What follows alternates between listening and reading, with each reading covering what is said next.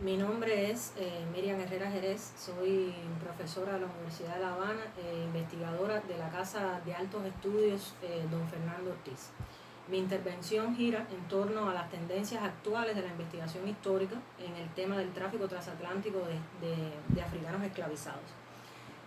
Los estudios académicos del tráfico atlántico de africanos son extremadamente extensos por su importancia para la historia económica y social del mundo moderno y en particular para la historia de América y el Caribe. Las investigaciones permanecen en continua transformación.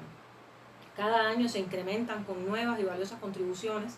pero podemos intentar enfocar la dirección de las renovaciones y el flujo de las tendencias contemporáneas en las maneras de hacer y pensar la historia que se mueve bajo ellas.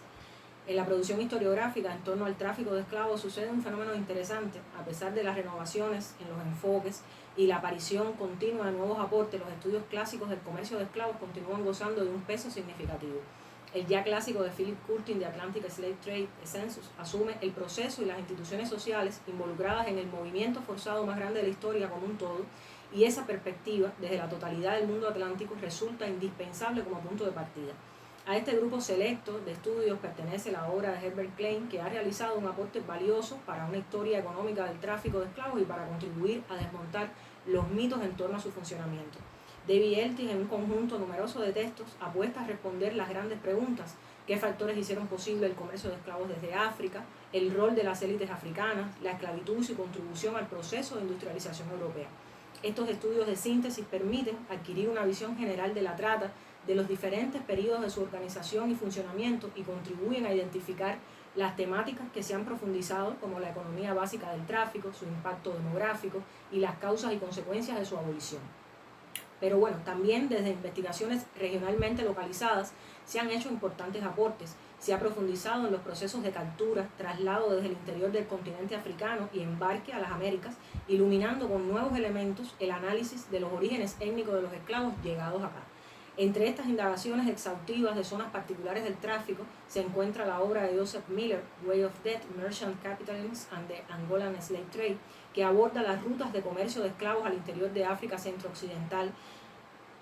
y bueno, cómo se fue expandiendo una región proveedora de cautivos a cientos de kilómetros del litoral. Así, este autor llama la atención sobre aspectos del proceso de captura en el interior de la región hasta la costa, como la sucesión de ventas múltiples podría desviar el flujo de esclavos en casi cualquier dirección. Los estudios sistemáticos de Miller y otros han establecido que son las condiciones africanas las que definen las particularidades demográficas de algunos periodos, las especificidades culturales de ciertos grupos étnicos, entre otros aspectos. En sentido general, dentro de las investigaciones de la esclavitud hoy se encuentran mejor definidas la escala y la dirección de la trata transatlántica de africanos, así como los números estimados de las personas que fueron forzadas a marchar a diferentes partes del mundo atlántico. Claro está, no se puede dejar de hablar de la base de datos con todas las expediciones negreras conocidas, que ha contribuido significativamente a revisar la comprensión de la migración forzada y al arribo de conclusiones más precisas de las que hace 20 años atrás eran posibles. Esta base de datos ha logrado tabular alrededor de 35.000 travesías entre África, América y Europa. Es una herramienta de las más notables contribuciones de los últimos años y fue originalmente publicada en 1999. Es un magnífico ejemplo de hibridación entre los métodos cuantitativos y las nuevas tecnologías. Sin embargo, 3 han sido las críticas principales al paradigma cuantitativo: la confiabilidad depositada en los datos oficiales, la dimensión humana de la trata y la desatención a las prácticas de contrabando, vía por la cual entraba un número importante de africanos esclavizados que no recogen los registros oficiales. Desde el punto de vista teórico, habría que destacar el impacto de la historia sociocultural en las investigaciones sobre el tráfico y la esclavitud, que ha puesto en el centro de atención el rol de ese ser esclavizado en la formación de las culturas americanas y caribeñas. Son estudios más interesados en capturar el drama que envuelve un fenómeno como el tráfico de seres humanos. En esta dirección son de interés las pesquisas que exploran los actores diversos involucrados en el tráfico e insisten en su rol de mediadores culturales a ambos lados del Atlántico. Esta visión permite pensar en términos de flujos y comunidades atlánticas, en intercambios económicos, demográficos y culturales de ida y vuelta. La atención a los procesos de hibridez cultural se ha llevado a cabo a partir de estudios de áreas específicas o de casos singulares. Desde este enfoque se ha profundizado en la capacidad de los africanos para tomar decisiones, crear soluciones en contextos socioculturales distintos y diseminar saberes incluso en condiciones de esclavitud. Dentro de esta renovación destacan obras como El barco negrero de Marcus Rediker, quien amplificando conceptos de profunda herencia marxista nos entrega una historia humana sostenida en la reconstrucción de experiencias individualizadas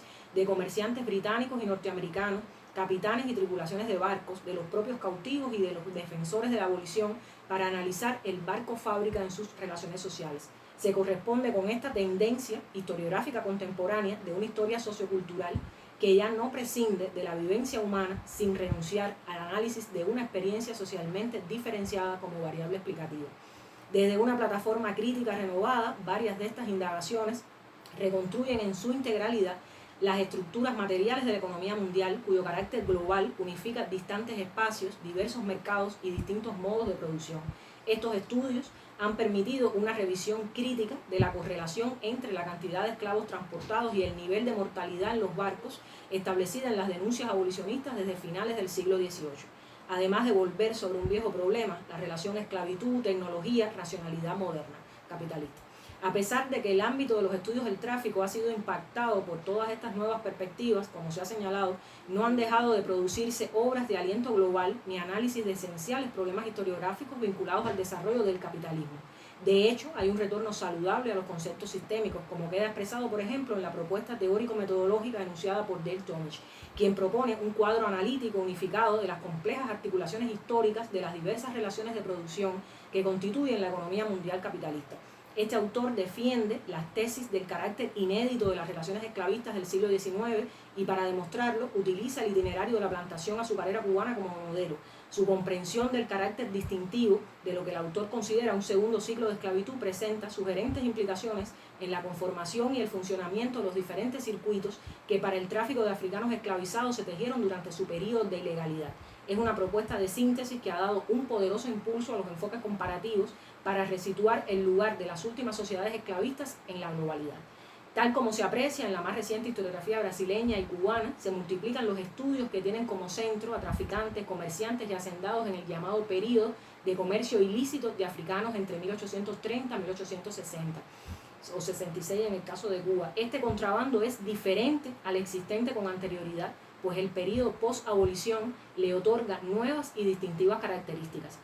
El período ilegal puede estudiarse como una etapa particularizada porque la organización del tráfico y las condiciones para los esclavizados se tornaron diferentes en muchos aspectos de lo que prevaleció durante el llamado período legal. De esta manera se acrecientan las investigaciones dedicadas a la reconstrucción de la estructura de recepción de los africanos en la costa y los agentes que operaban la compleja red transcontinental de negocios. La travesía final de los esclavos transportados a las Américas es un momento al que se ha dedicado menos atención. Estudiarlo permite iluminar aspectos como el proceso de desembarco, el proceso de distribución y redistribución posterior, las largas jornadas de camino que podía suponer el traslado de cientos de esclavizados hacia los ingenios y otras propiedades del interior de las regiones azucareras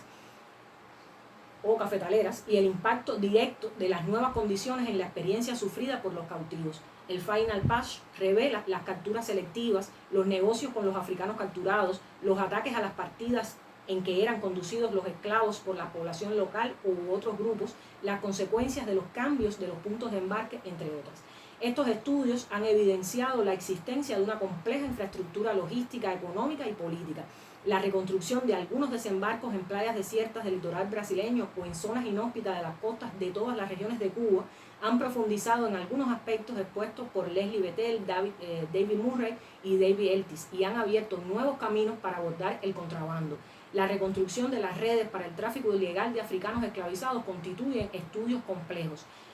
básicamente por la naturaleza global de la trata, por las estrategias utilizadas por los propios traficantes para burlar la ley y, claro está, por la naturaleza de las fuentes documentales. No es un camino metodológico inusual, de hecho han predominado en las contribuciones recientes en estudios de trayectorias específicas como los de Manuel Barcia sobre la familia Sangronis, el de Nerín sobre Derizán y Rovirosa, el de Martín Rodrigo sobre los 4 capitanes negreros catalanes, el más reciente, María del Carmen Barcia, sobre Pedro Blanco, pero a pesar de ser como especies de nuevas biografías individuales, estas nuevas aproximaciones, muchas de las cuales se han beneficiado de enfoques microanalíticos, buscan interconectar los variados escenarios. Ello supone una ampliación del espectro de fuentes a considerar y nuevas lecturas al documento. La perspectiva microhistórica utilizada en muchas de estas recientes contribuciones propone una lectura oblicua de documentos emergentes de un negocio de naturaleza ilegal que revelan más por lo que enmascaran que por lo que exponen. Esta apuesta propone una aproximación diferente a lo social al profundizar en la trama de relaciones concretas que los sujetos sociales, individuales, tejen a diferentes escalas e instancias sociales. La mayoría de estos estudios, en busca de una articulación, se mueven en una especie de oscilación pendular entre lo global y lo particular.